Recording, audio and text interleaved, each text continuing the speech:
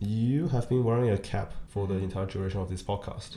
Why is that the case? My hair got messed up in Addis Ababa, so I was taking a haircut there. They didn't have proper scissors for haircut, and they messed it up quite badly. So okay, so what's hiding underneath the cap? It's a $3 haircut. That's what's hiding. Can we see? Probably not. Not have that shown. Okay. Ethiopia is in Africa, very far from where we have lived. How's the food? Let's just say it's not the type of food that I enjoy the most.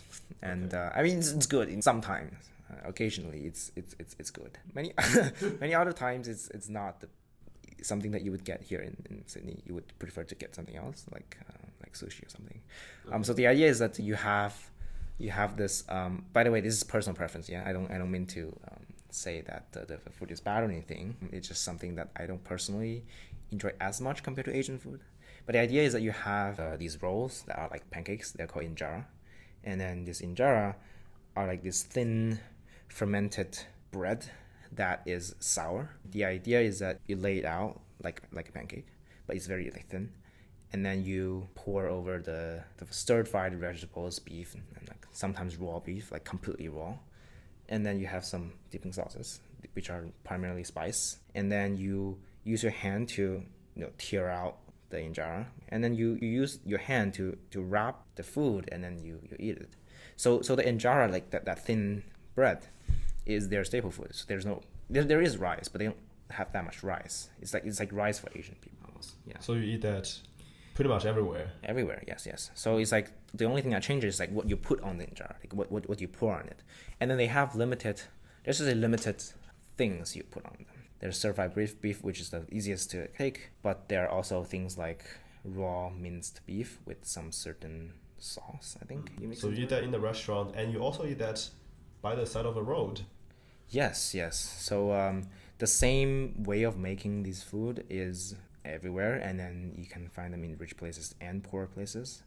And this is what they have, right? This is what the local people have. And sometimes you would worry about the hygiene of things because sometimes you don't get to wash your hands. You want to wash your hands, but not every place you get to wash your hands, and you use your hands to eat that. I think, again, if you do it right, it's actually pretty good. It's worth trying. It's just for a lot of times when we're teaching, we don't have the luxury to go to the good places. So the ones we have are not the best there is. So you spent some time teaching programming in Ethiopia, and that's where you got that haircut. Yes, unfortunately. Ethiopia is very known for their coffee. Yes. So while you were there, how was your experience? Obviously, being a third world country, it has its ups and downs. What's one lesson you learned from your time there? I guess one lesson is that the world is never fair. There are people who are born and then they will never be able to get out of their town, and they will stay poor, almost like permanently. It's a cycle. They never get education. They never have access to banking, so they always hold cash. But then when the government mess up the cash, the economy, you have when you have something like 40% inflation every year, your cash is not going to be as useful, and so you're stuck there. And then there are people who are just very lucky to have access to certain things. They can use that to get more resources. Like it's a place where you can really see inequality and really absorb that this is not a fair world. You can be like very rich and very poor, and probably going to stay there. So hard work is, I guess, not enough in that sense.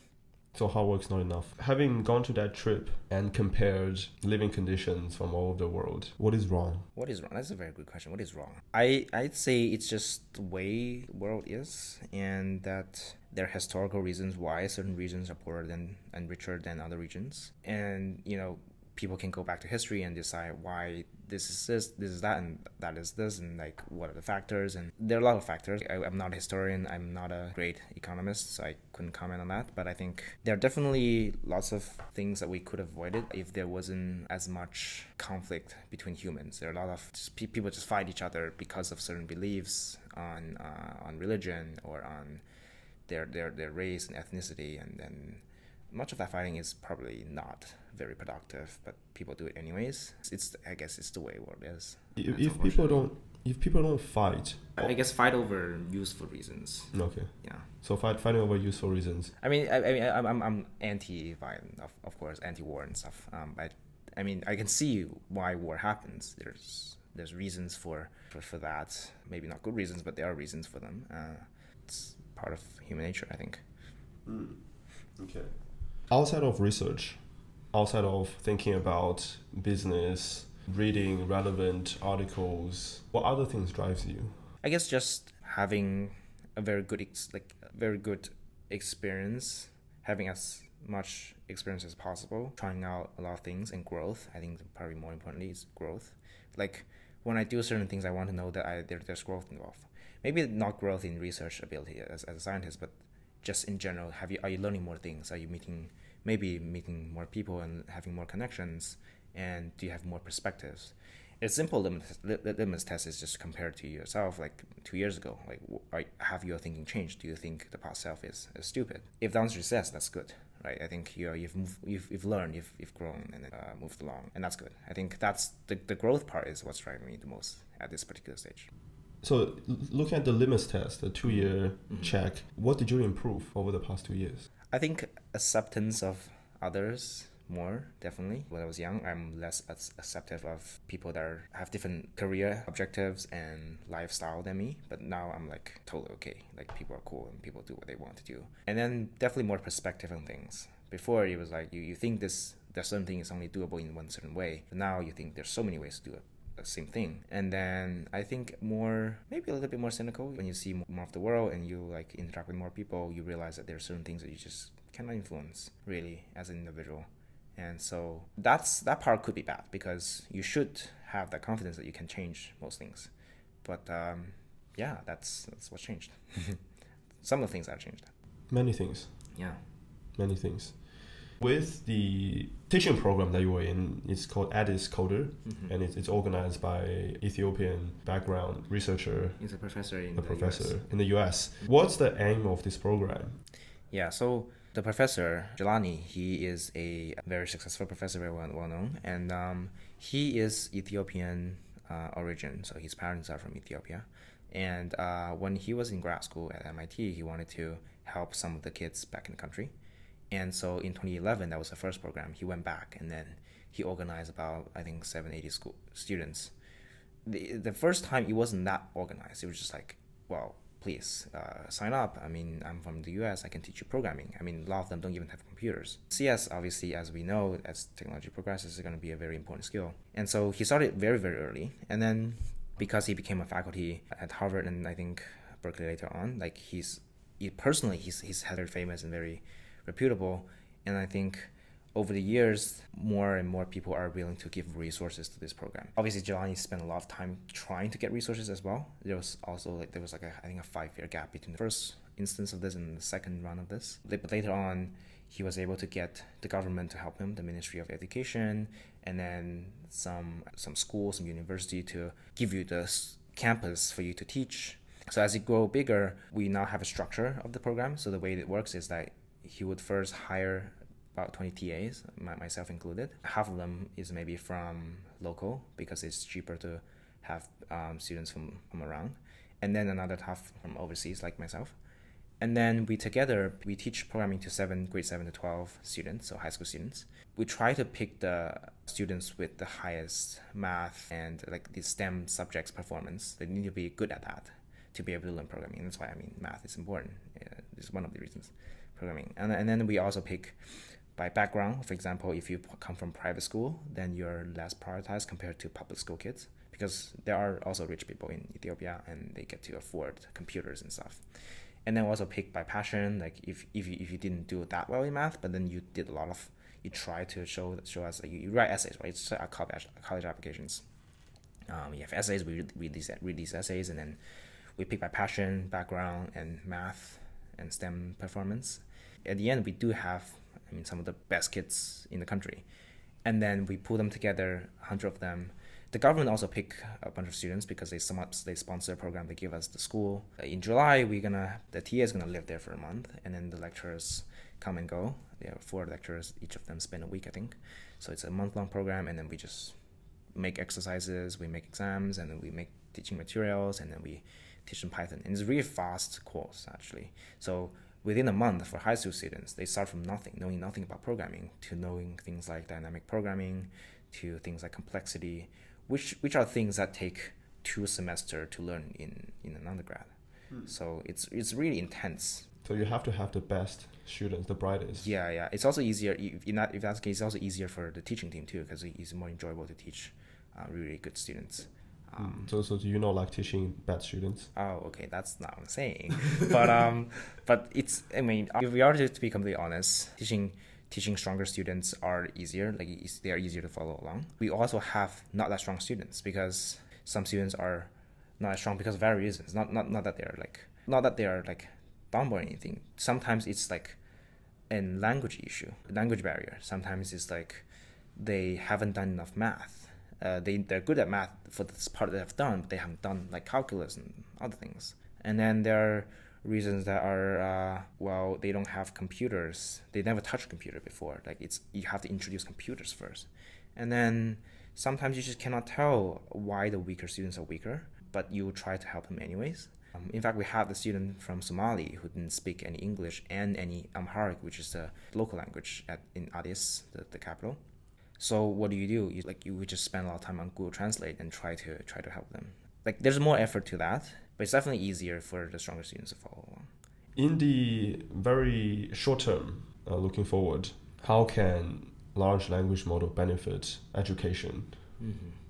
In the short term? Yes. If you think about like what LLMs do and what AI does in general, right now it is a good compressor of the internet. I like to use that analogy. Like it takes what's on the internet, it compresses into a way that you can easily query it. Like you can query it with natural language. And so what that gives you is that you if you want to learn about something, that gives you a very, very efficient interface for you to search and learn things. For me, that's how I learn about a lot of concepts nowadays. It's very easy, much easier than Google search. For example, if you want to ask like why a particular country has a particular currency and like why, like questions that don't have simple answers, that's where LLMs can really give you the answer in real time, and then you can go and verify it very easily, as opposed to you have to search and piece this information together on Wikipedia, right? On Wikipedia, you can read the whole thing and then you understand the same thing, but then if you now have the gist, and then it's easier for you to learn about certain things. That's what I personally do. And then you think about what we do for, let's say, K-12 education. A lot of those questions that we see are already on the internet. They're well represented in the data set. So LLMs are very less likely to hallucinate on them, so they can solve them pretty easily. You said hallucination. The way LLMs work is that they're doing next word prediction. So it's like, I give you an answer, but the answer is like every word is predicting the next word based on all the previous words that I've seen. So you can generate a grammatically correct sentence, but that may not make any sense. So that's not logical, that's wrong, that's factually wrong, but it's grammatically correct. So it's kind of like saying, like gibberish. Yeah, it's like you can say things that are coherent, but doesn't make any sense. Okay. So that's basically what hallucination is. So it doesn't know what it doesn't know, and then it will give you an answer regardless. So that's hallucination, and that happens less when you have well-represented data on the internet. So education is one of these areas. So you can have a lot of materials, and so in the short term, you're gonna have students using these things to help answer their homework questions, and there is no stopping that, I don't think. As long as if you don't change the way you educate kids from K-12, we're sticking to K-12 here, you don't change the way you give exams, like you give these quizzes, you give this homework of solving this particular math problem, it's gonna solve it pretty easily. So the short-term impact, like there's the benefit, I think you asked benefit, but there's also like I will stick with the impact, the broader thing, is that schools have to change the way. In terms of benefit, the most direct benefit is that students can now have personalized help. So if there's a way for, like if we can teach the students how to prompt the model to answer the questions and teach them step-by-step the reasoning. And sometimes students have a lot of questions about certain problems, but they're afraid to ask because there's so much spread in the class. There's so many smart students, so many not so strong students, right? The teacher only has so much time. And this ratio, this teacher to student ratio is really bad in Asian countries, less bad in Australia, but in general it's bad. It's like 1 to 20 in Australia maybe, or 1 to 10 is very good, and 10 is already pretty good. But even then, the teacher don't have all the time to cater to every student. If you can offer a product where you personalize to the student's progress, personal AI product, then they can feel free to ask any questions, and they can feel free to pause. They can feel free to like ask it to explain in way more details, give examples, all of this, and understand things and move along way better than you have only a single teacher and they go back home and try to Google search, and then like they don't know how to search properly. Yeah, I think it's gonna change a lot of things, and I'm quite excited about this.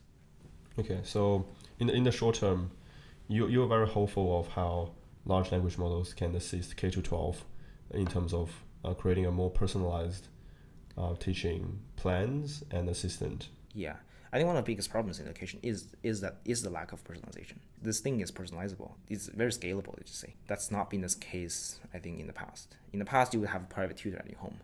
I argue, in fact, that right now, GPT-4 would do better than any private tutor. Sounds like a very good business opportunity. Of course.